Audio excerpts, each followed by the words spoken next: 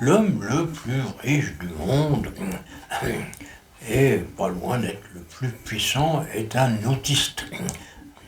Je parle d'Elon Musk. Ça en dit long sur l'aptitude de l'humanité de ce siècle à communiquer. Alors c'est Elon Musk qui s'est mis au service d'abord de nobles causes comme le nazisme, et puis d'un personnage que tout le monde connaît, qui apparemment est un fou furieux, Donald Trump. Encore une fois, on s'en fout, hein, je veux dire que c'est pas très grave. Par rapport au problème des ZFE, c'est pas très grave. N'oublions pas l'essentiel, le balayer devant notre porte, supprimer le permis à point, remonter le taux d'alcool autorisé à 1 gramme, ou 1 gramme 5, bon, soyons raisonnables, on ne va pas être comme Donald Trump.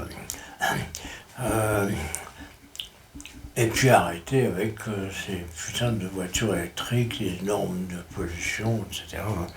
Mais bon, c'est pas ce que je voulais dire. Mais vous connaissez ma passion pour les hors-sujets. Donc, Trump, il attaque très fort. Hein, je veux dire, c'est sûr que c'est difficile de ne pas s'intéresser au sujet Trump, parce que il paraît qu'il a sorti, rien que l'année dernière, plusieurs milliers de mensonges grotesques, sans parler des déclarations ineptes. Et puis alors là, maintenant, c'est plus des déclarations, c'est des décisions ineptes. Alors là, il est en train de rebaptiser les repères géographiques, le golfe du Mexique. Maintenant, c'est le golfe d'Amérique. Alors, vous le saurez, hein, si on vous dit que l'astéroïde qui a détruit les dinosaures est tombé sur le golfe d'Amérique, vous saurez que c'est à cause de Donald Trump.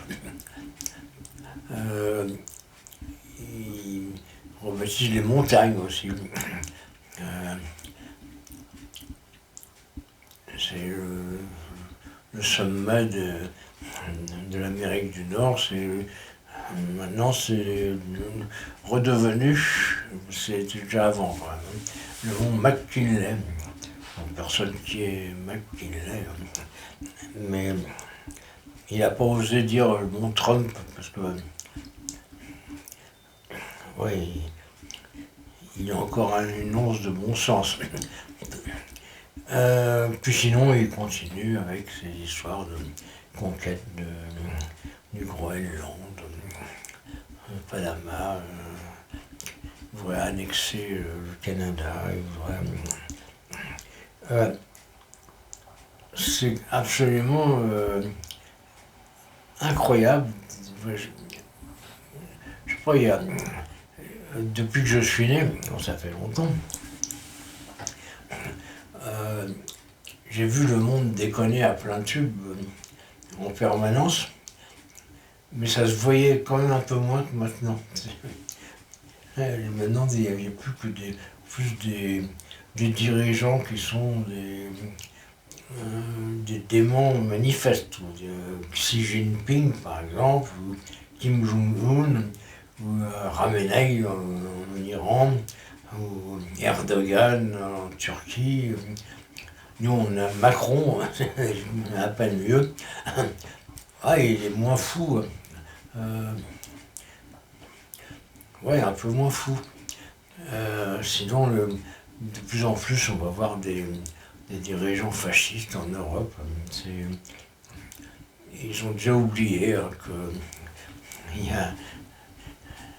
y a 80 ans, il y avait le nazisme qui avait c'était répandu partout et puis que c'était pas génial, quoi. Mais bon, non, ça dérange personne apparemment. Sinon, en Russie, bah, ils sont revenus comme avant. Hein. Bah, Poutine, c'est quand même un peu le prolongement des dictateurs staliniens. Bon. C'est pas le pire, hein. Je trouve pas qu'il soit pire que les autres. Il est sans doute plus malhonnête, plus riche, mais bon, je sais pas s'il est fou, je ne crois pas. C'est pas le pire. Mais il n'y a plus que des pires quand même maintenant. On est un pays dont on peut dire, bah, ce pays-là, quand même, il fait un peu exception parce que il y a un président qui est raisonnable. La Suisse, par exemple. Personne ne connaît le nom du président suisse. Je ne sais même pas quel est son pouvoir, tout ça. En fait, je crois qu'ils n'ont pas de président, en fait. Donc c'est pour ça que ça se passe un peu mieux chez eux. Bah oui, quand il y a une décision à prendre, ils font une votation. Et puis, ça pose pas de problème. Et le président, bon, on ne sait pas qui c'est, puis je crois que même lui-même, le président suisse, il ne doit pas savoir qu'il est président. Bah, c'est un pays qui est quand même moins con, enfin c'est même pas moins con, je crois que c'est le seul pays du monde où il n'y a pas que des tarés au pouvoir. Voilà, c'est tout ce que j'avais à dire. Mais bon, c'est chiant comme pays quand même. J'ai travaillé là-bas, c'est quand même chiant.